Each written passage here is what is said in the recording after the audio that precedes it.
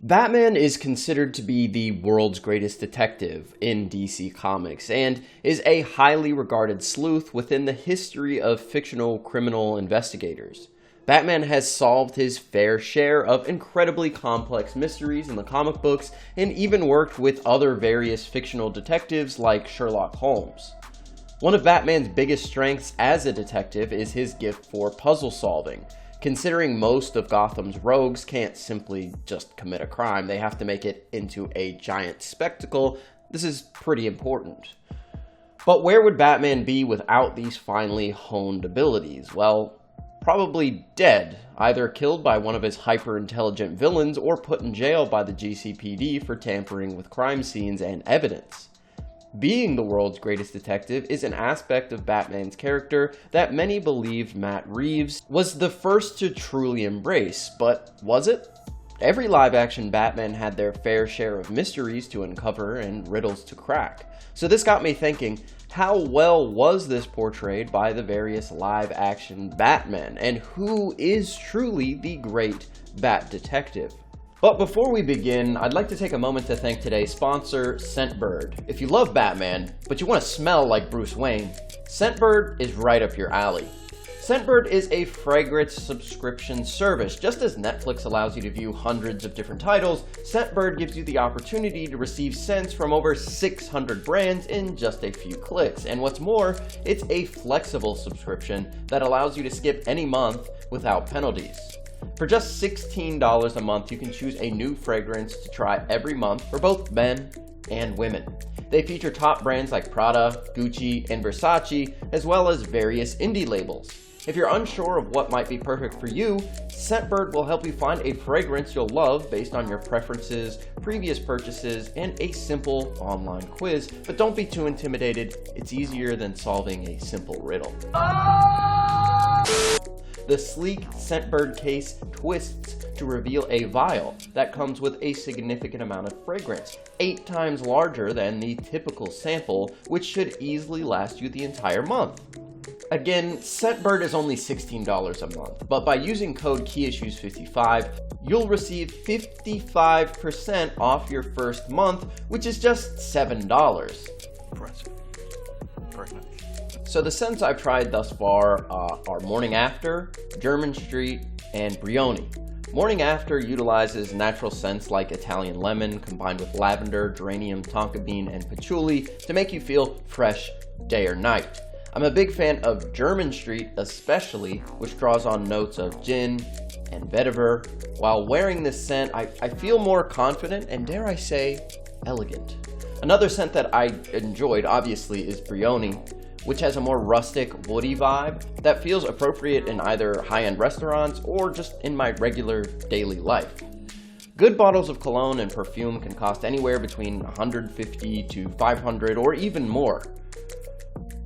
Yet, with Scentbird, you can get a luxury fragrance for only $7 using code KeyIssues55. Not to mention, all scents come in these stylish cases. Trust me, you will feel good, which makes you look good, and of course, you'll smell amazing.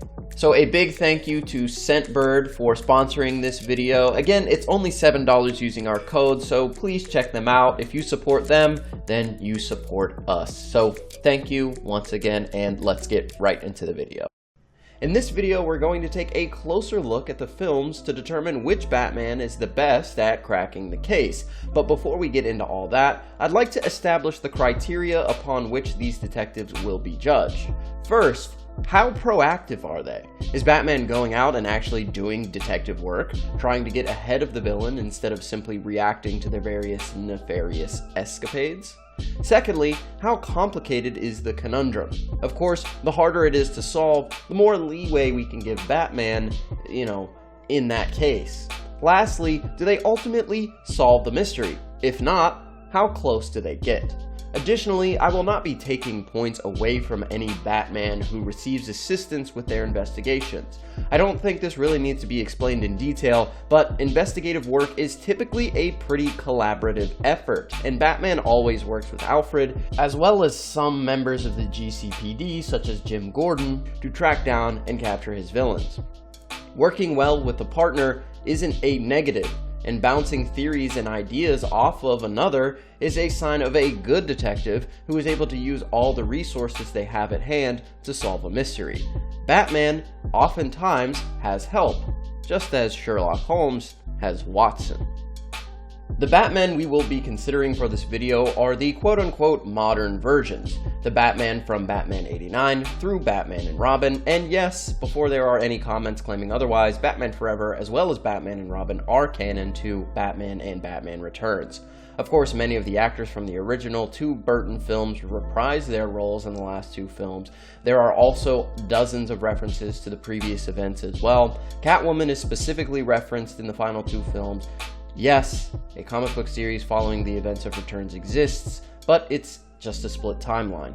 Both the events of that comic and the final two films are canon to Batman and Batman Returns, but the comics are not canon to the final two movies. We'll also be considering The Dark Knight, The Bat of Gotham, and Vengeance, those being Christian Bale's, Ben Affleck's, and Robert Pattinson's Batman, respectively. With that all being said, let's begin with the Batman who many consider to be the blueprint. Batman from Tim Burton's Batman universe. So this Batman has the most to work with here. He has 4 feature-length films about his time as the Caped Crusader. So let's examine each film individually and then add it all together to see just how he's able to put his deductive reasoning to work. I'll be providing as much context as possible, but I'm not planning on recapping the entire plot of each film. So, the movie begins with no real mystery. No immediate threat is posed other than organized crime, which the mayor and district attorney Harvey Dent plan to tackle head-on by capturing notorious crime boss Carl Grissom to promote Gotham's upcoming bicentennial. Batman at this time is doing his nightly prowling, taking down low-level criminals. Eventually, Bruce Wayne hosts a party at his manor where he discovers that Gotham's foremost crime boss is planning to infiltrate Axis Chemicals. While Batman isn't actively working a case here, he does get pretty lucky that Jim Gordon is at his fundraiser and speaks about a possible crime while there. But we all know the old adage, luck is when preparation meets opportunity, and Batman was certainly prepared, having set up a state-of-the-art security system which allowed him to monitor all of Wayne Manor from the Batcave, so points to Batman for that one. So things go terribly wrong at Axis Chemicals. Jack Napier gets horribly disfigured and then starts calling himself the Joker, kills Grissom, and takes over his criminal operations. Meanwhile, Vicky Vale is working with a reporter to ascertain the identity of the vigilante known as Batman. The Joker begins his insane machinations by poisoning various beauty and healthcare products, which kills a news anchor on live television. Here, Batman starts looking over all the information he could find on Jack Napier and finds that he was adept at chemistry. But he doesn't notice that in the same exact file, Jack Napier as a younger man is pictured. And we'll get into this, in more detail later. But just keep that in mind that Batman consistently dwells on the night of his parents' death, so this is important to remember for later. While possibly distracted by his detective work with the Joker and his infatuation with Vicky Vale, he doesn't seem to realize that she has not only been tailing him, but working him as well. However, Batman is able to deduce that the Joker was poisoning products from the source, and that the products are only lethal when used in specific combinations with other poisoned products. Eventually, Bruce Wayne comes face to face with the Joker, who, just before shooting Bruce, asks, "Have you ever danced with the devil in the pale moonlight?" This line triggers Batman's memory of the night his parents were killed, and despite ruminating on this night for endless hours during his life, he never puts together that Jack Napier was responsible for their murder until this catchphrase is uttered yet again. Not sure if you would call this a blind spot, but it's pretty embarrassing that the world's greatest detective was unable to put this together prior to this moment, considering the fact that Bruce saw the killer's face and heard Jack's accomplice call out his first name. And remember that Jack's mugshot from when he was younger was also in his file, which Batman had apparently pored over. So he either couldn't put this obvious connection together, or was just too lazy to read the entire file. Either way, it's not a good look. I ain't gonna lie, I'm getting cooked. After this, there's not really any more detective work done, so let's just move on to the next film. During the events of Batman Returns, Oswald Cobblepot, going as the Penguin, blackmails prominent businessman Max Schreck into helping Oswald become integrated with the same high society that had cast him out as a child. Upon hearing of the Penguin, Bruce immediately looks into his past in the circus, finding circumstantial evidence that leads him to believe the Penguin is a murderer. Bruce goes directly to Shrek and asserts that the Penguin is the leader of the Red Triangle Gang, but Shrek, under the influence of the Penguin's blackmail, dismisses the accusations, and Batman doesn't do much from here to continue the investigation. He becomes entangled with Catwoman, while his alternate persona, Bruce Wayne, hits it off with Selina Kyle. Of course, Batman is unable to deduce her true identity until much, much later. Eventually, the Penguin and Catwoman team up to take Batman down by framing him. Cobblepot kidnaps Gotham City Ice Princess in an attempt to frame Batman for her murder. Batman learns of her apprehension on TV, which unfortunately becomes the standard moving forward for how Bruce learns new case information, and that even happened in the prior film with the Joker. But continuing on, not only is the Ice Princess killed, but Batman is successfully framed for her murder. To make matters worse, while Batman was distracted, Penguin is able to hotwire or hack the Batmobile, taking control away from Batman and trapping him within his own vehicle. Despite narrowly escaping, Batman does have the wherewithal to record Penguin's mad ravings while Cobblepot was in control of the Batmobile. This may seem innocuous at first, but after years of working with the police department, we can assume that Batman thought this information would be pretty pertinent if Penguin was to be apprehended and a trial was to be set. So following this, Bruce ascertains the identity of Catwoman in a similar way to how he discovered his parents' killer, but the Penguin suddenly appears to kidnap Shrek's son. Already knowing the Penguin's plan, Batman was there to stop the kidnappings before they could happen. However, there was more to Penguin's plan. He had an army of penguins strapped with explosives to kill the citizens of Gotham, but Batman is able to stop him. It would have been nice to see Batman be a little more proactive in his pursuit of the Penguin. While he did put together that Penguin couldn't be trusted, he pretty much dropped all investigations once Selina came into the picture. Yeah, that brother's starving. While he was prepared to stop Penguin's kidnappings, he didn't do any additional investigating after Penguin was outed, which led to him being caught unawares when the Penguin revealed his bombing scheme. After Batman Returns, nearly all of Batman's detective work just goes out the window. The tone of this film is focused more on, the action blockbuster aspect rather than solving any crimes. At the beginning of Batman Forever, Two-Face is attempting to rob Gotham's Second National Bank on the second anniversary of the day Batman first caught him.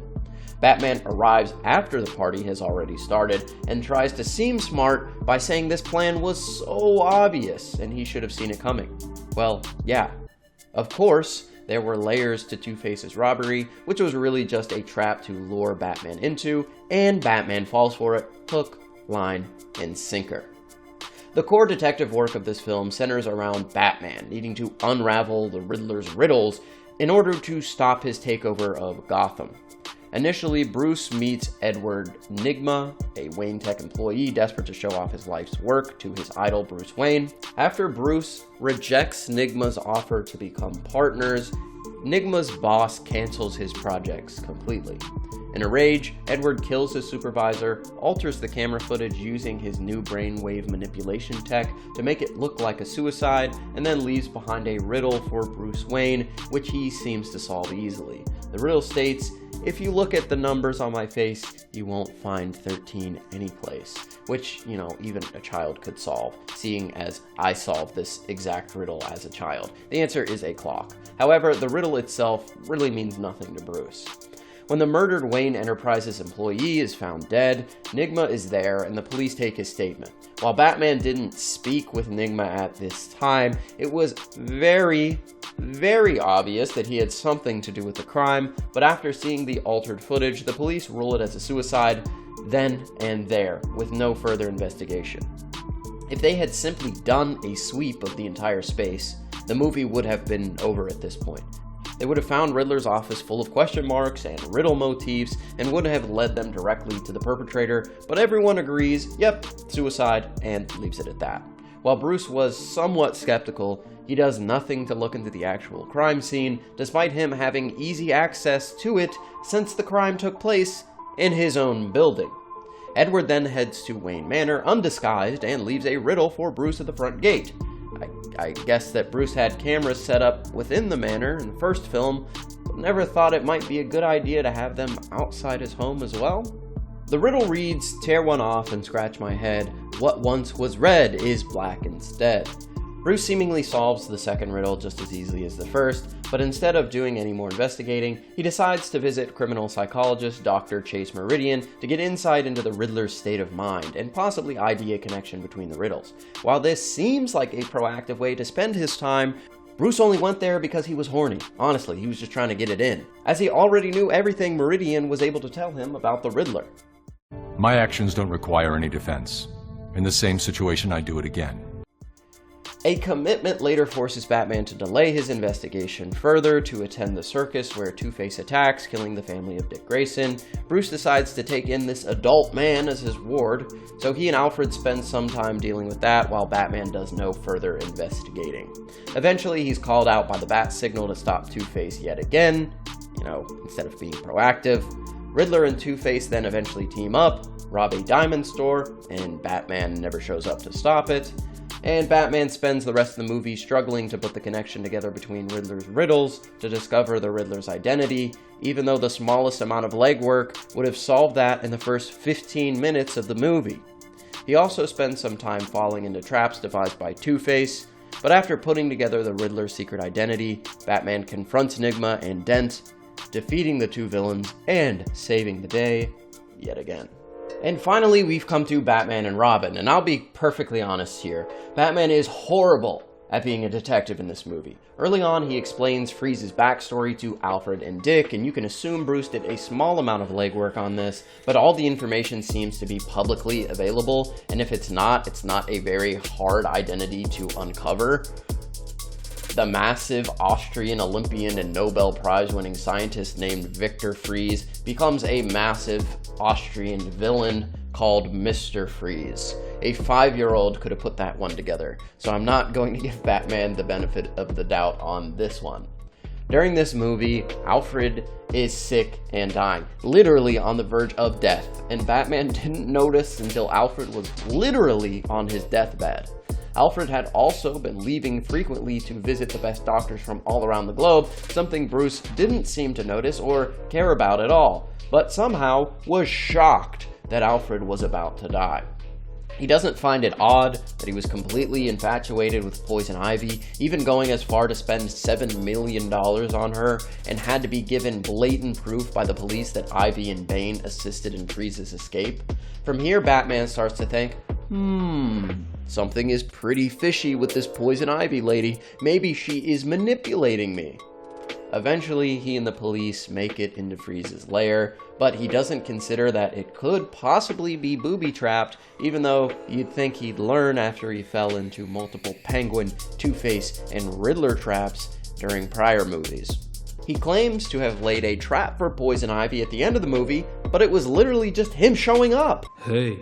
And then he gets captured and has to be saved by Batgirl. So yeah, overall pretty embarrassing for the world's greatest detective. Alright, so the first Batman has been covered, and we've only been here 15 minutes, so let's get into the Dark Knight trilogy. After the critics and general public seemed to sour on Batman movies, the character was shelved until 2005, when he made his triumphant return in Christopher Nolan's Batman Begins. Nolan wanted to focus on making Batman more realistic, the exact opposite of the over-the-top, cartoony version we had gotten in previous iterations. To that end, more focus was put on Batman solving crimes rather than reacting to them. Batman Begins, his crusade, to clean up Gotham by targeting the crime families as well as major political figures. After all, they seem to be the root of the problem, and all corruption can and does lead back to them. He spies on the police as well as the district attorney's office, and eventually learns of Falcone's plans to bring in drugs via the docks. So he breaks into GCPD to interrogate Jim Gordon about the entire enterprise and why the police haven't stopped the shipments. Jim tells Bruce that Falcone is paying judges to stay out of trouble. In between his investigation, Bruce would continue to add to his arsenal of detective equipment, eventually employing the use of microphones to spy on Falcone and the corrupt Detective Flass. During this conversation, Bruce learns that the drugs will be arriving at the docks this week, so after finishing up his bat suit, he arrives to bust the entire operation, and in the process discovers the mob was bringing in the drugs by sewing them into children's toys.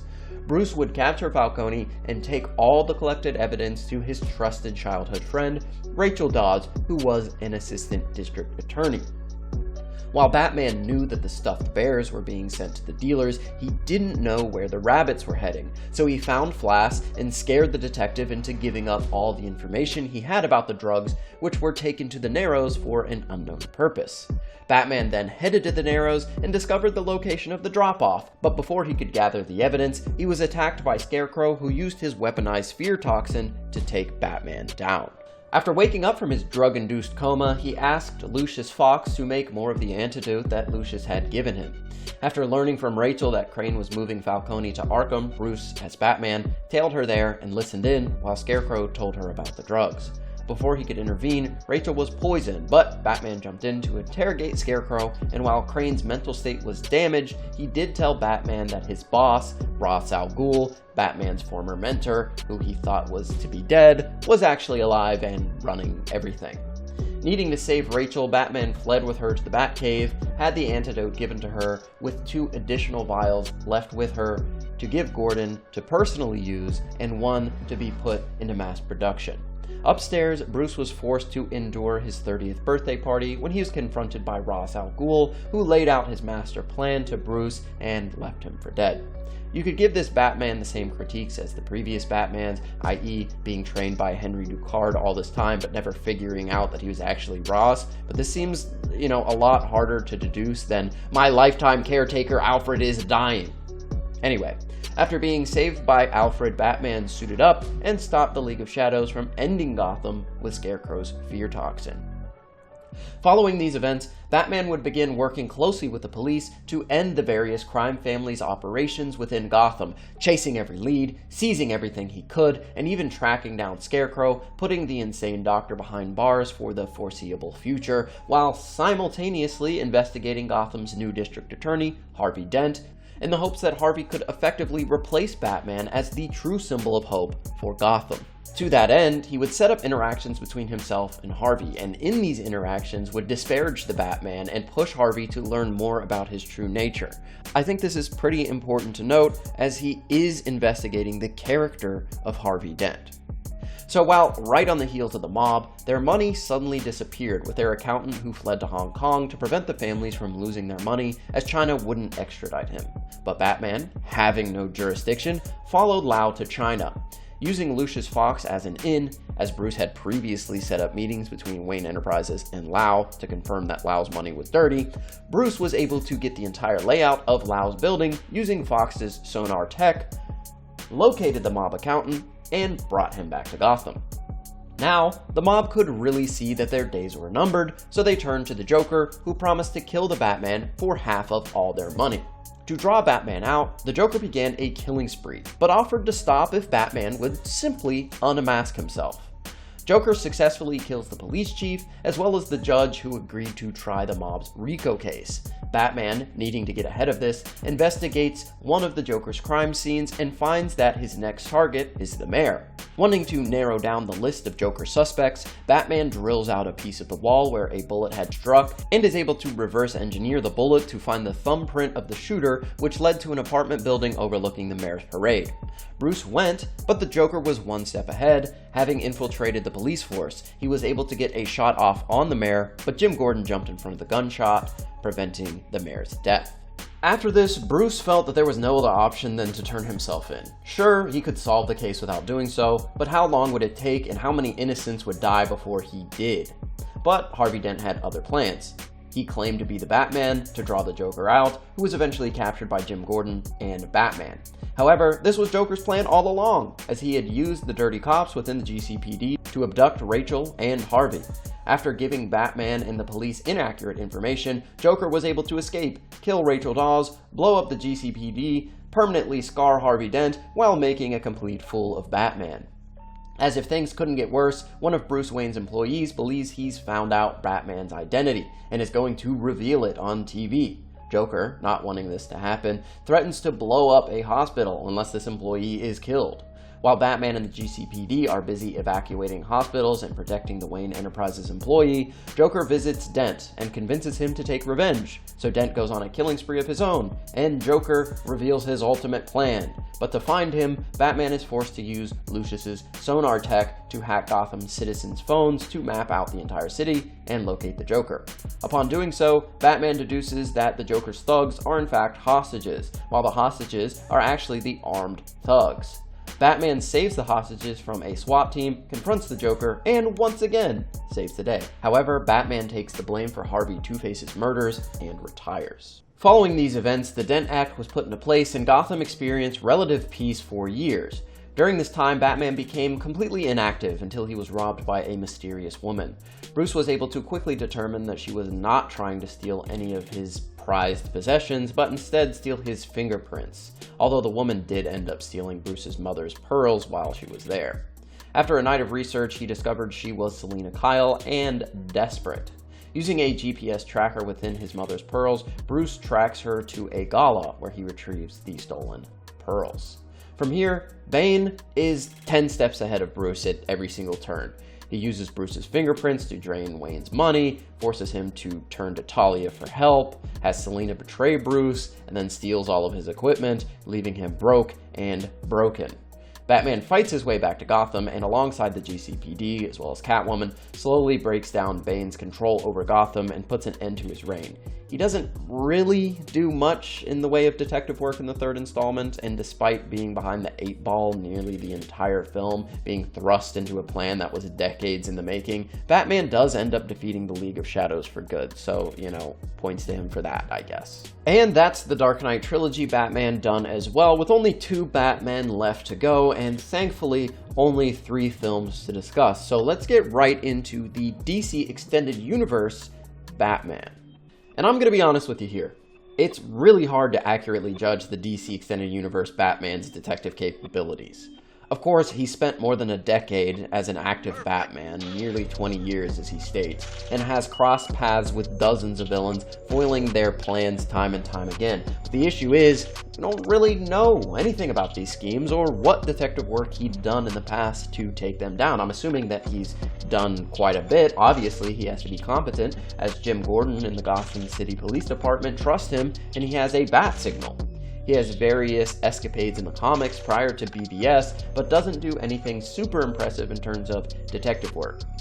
But during the events of Batman v Superman, he does a significant amount of really good work, in my opinion. The only issue being that he was chasing red herrings and being played like a violin by Lex Luthor, who was manipulating Batman, giving him evidence, allowing him to steal kryptonite, and pushing him into a battle against Superman. So how good of a detective can Batman be when in BVS he had the wool pulled over his eyes for the entire runtime and would have killed Superman just as Lex wanted if not for the intervention of Lois Lane, who was really the greatest detective in the film if you ask me.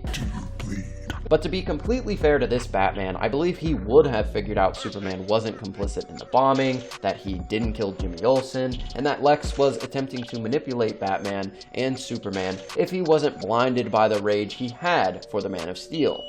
If he was in his right mind, I don't think this would have happened, but, I can't say that for sure. So, following BVS, does Batman improve? Well, he found out about the other Justice League members from the information Lex had gathered, and located Aquaman using Amanda Waller's intel. He sent Wonder Woman to find Cyborg, while he took the responsibility of finding Barry Allen. Not like he was hiding anywhere extremely secretive, but Batman does locate the Scarlet Speedster. During this movie, Jim Gordon is actually the one who informs Batman that the parademons have been moving around underground, which leads them to Steppenwolf.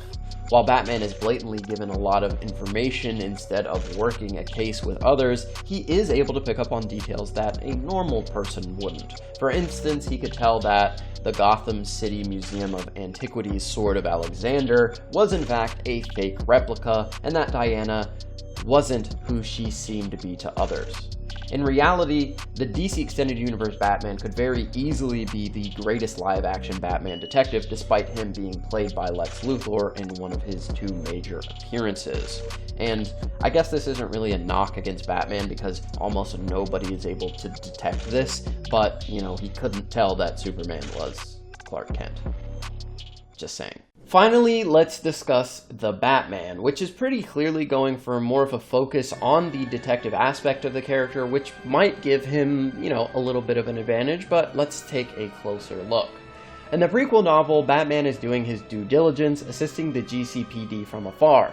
Here he's able to analyze a sophisticated explosive gel, and the GCPD forensic team is essentially floored at how impressive the analysis of the gel was, and of course, this legwork led to the resolution of the case. But during the events of the Batman film, Bruce's detective skills are really put through the ringer. Since this movie is essentially one long investigation, it would be pretty boring for me to just recap the whole movie, so I think hitting the highlights of the investigation would be more than appropriate. So I'm just going to take a look at what I think is most impressive from Bruce during this entire movie. So Batman is inspecting the Riddler's first murder with the GCPD and deduces that the mayor's thumb was cut off while he was still alive due to ecchymosis around the wound. Ecchymosis is a discoloration of the skin resulting from bleeding underneath it. It's typically caused by bruising, and Bruce was able to determine this with just a look, and not even a very close one with poor lighting.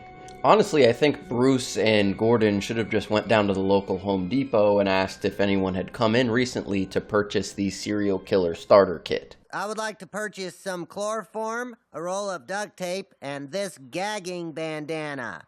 Throughout the crime scene, he notices important pieces of evidence that the crime scene photographers overlooked. He solves the Riddler's first riddle easily, and of course, we know he recorded the entire experience using his high-tech contact lenses, which assist him in his detective work. These lenses record everything Bruce sees and can even identify people he's looking at. Think of them as proto-detective mode from the Batman Arkham series. I could even see these being upgraded as the series progresses to make them an even more valuable asset. After going over the crime scene, Bruce stays for the police press conference, presumably to see if the Riddler may stand out due to criminals often returning to the scene of the crime. He later attends the mayor's funeral for similar reasons. In his Batcave, Bruce rewatches all the footage recorded and keeps detailed notes for future reference. Additionally, we see that he has deduced that the answer to the first riddle was actually a key to the Riddler's cipher. Alfred then takes over from there, trying to crack the rest of the code. But Bruce suggests that the answer wasn't a partial key, but the entire thing, which ends up being true. The cipher spells out the word drive. Alfred, who had cracked most of the code overnight, doesn't think that the answer could be the real solution, but he turns out to be wrong. I failed you. In the very next scene, Gordon doubts Batman as well, but also has to eat his words, as the next clue was in the mayor's garage, just as Batman thought. Batman, already knowing what to look for, prompts Gordon to seek out a USB port, where the severed thumb would be. You know, thumb drive.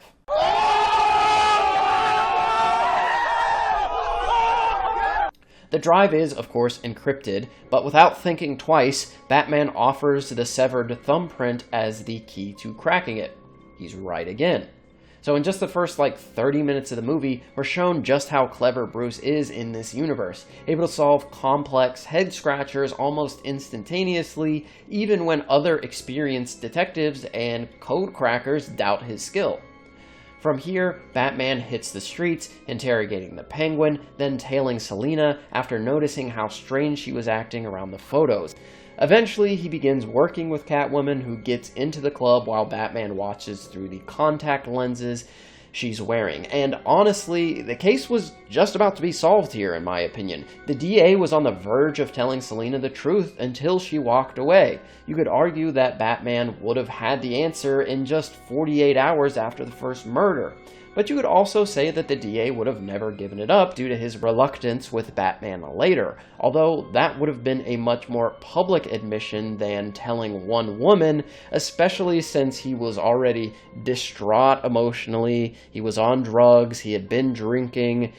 he was ready to give up all the information, and he was trying to have sex with Selina. So with all these factors in mind, I don't think it's too much of a stretch to assume that he was actually going to tell her who the rat was, especially if she kept pushing him. After the second murder, Batman is posed a second riddle, but can't figure out the solution. However, after Alfred does some research, he figures out the cipher translates to El Rata Alada, or a rat with wings. Batman thinks it means a stool pigeon, which Gordon later inaccurately suggests could be the Penguin, but, Batman seems to agree at the time. When the DA crashes the mayor's funeral, Batman solves the first two riddles easily, but not the third due to that being something only the DA could have explained. Justice. The answer's justice. After being confronted with the news that his father may be involved with the corruption, Bruce lays out all the evidence to take a closer look, but is interrupted by Selina, who has some more answers which implicate Falcone, or the Falcon, as in the rat with wings. So now the rat has been identified, but has yet to be brought to the light as the Riddler wanted. But eventually, after being dragged out of the Iceberg Lounge, Falcone is taken into the light the Riddler expected him to be, and the Riddler murders Falcone. While you could knock Batman for not putting this together, the quote-unquote light could have been anything, and, that was pretty ambiguous to think that it was a street light right outside of the Iceberg Lounge. After the shooting, Batman and the Gotham City Police Department look over the Riddler's apartment, but Batman is dragged away when Nashton requests to meet with him. After being shunned by Batman, Riddler mocks him for not figuring out the final piece of the puzzle. I have never settled for mediocrity as an acceptable standard, and neither should you. So Bruce revisits the apartment and is told by a cop that the first murder weapon was a carpet tucker, which Batman uses to unveil the final clue, which leads to the Riddler's big plan. Maybe if Batman had looked into the murder weapon more, he could have located the Riddler's bomb locations before they detonated and saved thousands of lives. However, Bruce missed this small detail in a massive game of Catch Me If You Can. Overall, I think the Batman did excellently and was so close to cracking the case, which was one of, if not the most complicated case in any live-action Batman film. Alright, so now that we've finally analyzed all four Batmen, which one is truly the world's greatest detective? Well, I think it's safe to say Bruce, I can't even be bothered to read this entire file, Wayne from the Burton-Schumacher universe is out. I mean, I don't think this guy could even solve the maze on the back of a McDonald's Happy Meal box. Right, but yeah. Which leaves the three most recent iterations. And I also think it's safe to say that we can rule out Bruce, I was played by Lex Luthor the entire movie, Wayne, from the DC Extended Universe. While he might be the best, we just don't know enough about his past cases to make any definitive statements. And in the case we do know of, he was blinded by his middle-age rage and was manipulated into nearly murdering Superman for the villain of the story, so sorry Batfleck, but you're out. He's a dark creature of the night. He's a jackass who wrestles with murderers dressed like clowns and throws them in prison so they can break out of prison and then murder more people. So now it comes down to The Dark Knight or The Batman. Honestly, I wouldn't be mad at either choice. I think the cases that we see in The Dark Knight specifically and the Batman film are relative in their convolutedness and scale. The Joker and the Riddler crafted exquisitely complicated cases for the Batmen to solve, but honestly, both of our heroes kind of lost. The Dark Knight was forced to take the blame for Two-Face, which led to Bane burning down Gotham. The Batman missed a small detail, which led to Riddler drowning Gotham. But both were extremely proactive in their investigations. The Dark Knight was so good at his job that the mob had to hire the Joker. Meanwhile, the Batman did get a bit sidetracked due to his emotions overwhelming him when he was confronted with the fact that his father was involved with Falcone, leading him to blindingly accepting Falcone's and the Riddler's accusations of his father. Using the criteria we established previously, I think the Dark Knight barely edges out the Batman. The Dark Knight cracks the case in Batman Begins, and in the sequel, the Joker's plan, I think, is a bit harder to solve than the Riddler's in the Batman. I'm the Joker, baby! The Riddler provided everything Batman needed to solve the case and to stop him. But the Joker used misinformation combined with real clues to keep Batman guessing, chasing rabbit holes, and staying far, far away from the Joker most of the movie. Both villains were playing a game with Batman, but the difference is the Joker was not playing fair. So I think The Dark Knight had the more puzzling case and got just as close to ultimately winning as the Batman did. In The Dark Knight Rises, I think all 4 Batmen would have been in similar situations, although I think Batfleck probably drops Bane on his head after being betrayed by Catwoman, but the plan laid out in that film was so devoid of proper clues or even that much of an opportunity to solve it that every Batman would have ultimately been trapped by Bane and Talia, in my opinion, although, you know, I could be wrong. So again, I think The Dark Knight barely edges out the Batman, while the Bat of Gotham could have a case to be made. And yeah, the Batman from the first 4 films, let's not kid ourselves here. He's the world's worstest detective. So let me know what you guys think down in the comments. Do you think The Dark Knight is the best, the Batman is the best, the Bat of Gotham, or the OG Batman from Batman 89? Also, be sure to like and subscribe. It does really help us out, and be on the lookout for our videos coming up in the next couple weeks. We're ramping up our coverage of The Boys, which should be a lot of fun, and I have a power scaling video for Spider-Man on the way. So again, thanks for watching, everybody, and remember the motto, it's the world's greatest detective over everything, and I'll see you guys next time.